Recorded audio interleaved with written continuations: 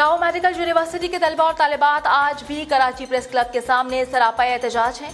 उनका मुतालिबा है कि हमारे हॉस्टल को फाल किया जाए। मजीद जानते हैं अपने नुमाइंदे नदीम शहजाद से, जो कि मेडिकल तालिबात के साथ मौजूद हैं। जी नदीम, बताइएगा इनकी क्या मुतालिबात हैं?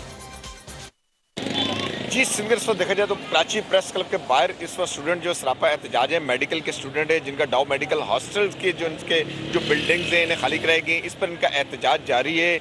और आज भी इनके एहतजाज के उनकी जानिब से कहना ये था कि हॉस्टल बहाल किया जाए, जिससे इनकी तालीम पर भी हर्ज आ रहा है और इन्होंने इस अपने एहतजाज का दायरा कार वसी कर दिया। हम इनसे जानते हैं, जी आप ये बताएं कि आप एहतजाज करने पर मजबूर हुए, इसका तो आपकी तालीम पर भी हर्ज आ रहा होगा, इस पर आपके जो इंतजामिया उन्होंने कोई रब्ता नहीं किया अभी तक? नहीं, हमसे इंतज़ामिया ने कोई रब्ता नहीं किया। डीएमसी के प्रिंसिपल का कहना यही है कि उनके हाथ में ये चीज़ नहीं है, ये डिसीजन जो है वो सिंध गवर्नमेंट ने ही लेना है। और हमारे कैलेंडर के मुताबिक अगले महीने नवंबर 1 से हमारे एग्ज़ाम्स शुरू हैं।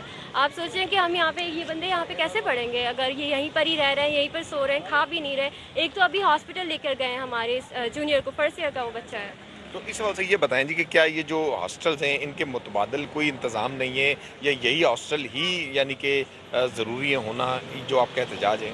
जी, अभी तक तो हमें कोई अल्टरनेट इन्होंने दिया नहीं है। सेकेंडली, यहाँ पर डेकेड से जो है डीएमसी के बॉयज़ हॉस्टल ये कायम था इन बिल्डिंग में, और इधर पे बॉयज़ ही रह रहे हैं डीएमसी के एमबीबीएस के स्टूडेंट। ये जो आईपीएमआर बना है ये टेम्परेरीली यहाँ बना था, जिसको अब ये परमानेंट करने की कोशिश कर रहे हैं, जो कि गलत है। अब जो गलत है उसके खिलाफ तो एहतजाज होगा। तो सही बात तो ये है कि ये जो इंस्टीट्यूट है इसको कहीं और बनाया जाए और इन बच्चों की तीनों बिल्डिंग्स इन्हें दी जाए। जी इस हवाले से हमारे साथ और भी स्टूडेंट्स यहाँ मौजूद हैं और बाकायदा तौर पर गर्मी की शिद्दत भी है कि अगर कैमरा मैन दिखा सके तो इस वक्त भी एक दूसरे को इनकी तबीयत भी कुछ नासाज हुई है, एहतजाज के अंदर बैठे हुए हैं, कैंप के अंदर हैं। आप बताएं जी कि आप भी एहतजाज के लिए आए हैं, तो अब तक मसला हल क्यों नहीं हो रहा? सिंध गवर्नमेंट से किसी ने रब्ता किया या किसी भी आपके इंतज़ामिया ने या कॉलेज यूनिवर्सिटी इंतज़ामिया ने?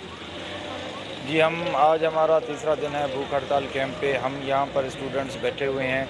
हमारे 2 स्टूडेंट्स बेहोश हो गए, उन्हें हॉस्पिटल ले जाने की भी नौबत आ गई। हमारा तीसरा स्टूडेंट यहाँ पर बैठा हुआ है, इसकी भी हालत बहुत नासाज है। हमारे मुतालबे बहुत ही सादा और सिंपल हैं। हमारे मुतालबे ये हैं कि हमारी हॉस्टल की जो बिल्डिंग्स हैं वो हमें वापस कर दी जाएँ और इदारे को कहीं और